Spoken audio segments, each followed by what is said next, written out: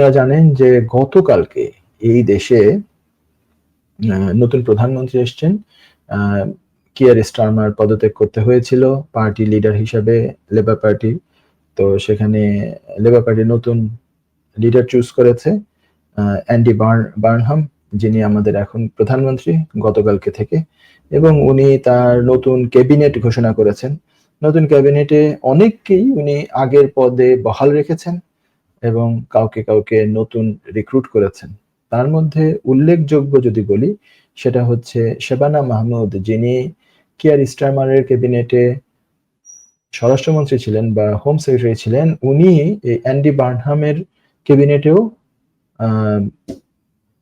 থেকে যাচ্ছেন home secretary হিসেবে। তো হোম সেক্রেটারি একই ব্যক্তি থেকে যাচ্ছেন আমাদের এখানে। তো হোম সেক্রেটারি এর আগে যেই বিভিন্ন ধরনের উনি যে দিয়েছিলেন, বিভিন্ন ধরনের প্রপোজাল গুলো, বিভিন্ন ধরনের আরো স্ট্রিক্ট রুল করার জন্য যা কিছু দিয়েছেন, তা আমার মনে হচ্ছে যে ইন টার্মস অফ সেই সমস্ত রুল, এইগুলোর ব্যাপারে অ্যান্ডি বার্নহামেরও পজিশন অলমোস্ট সেম হতে পারে আমার যা মনে হয়। এই জন্যই উনি স্বরাষ্ট্রমন্ত্রী অন্তত পক্ষে চেঞ্জ করেন নাই।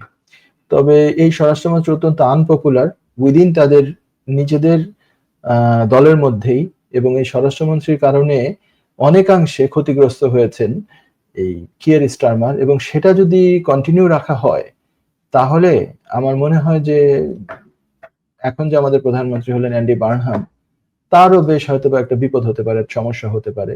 তো দেখা যাক আগামীতে কি হয়।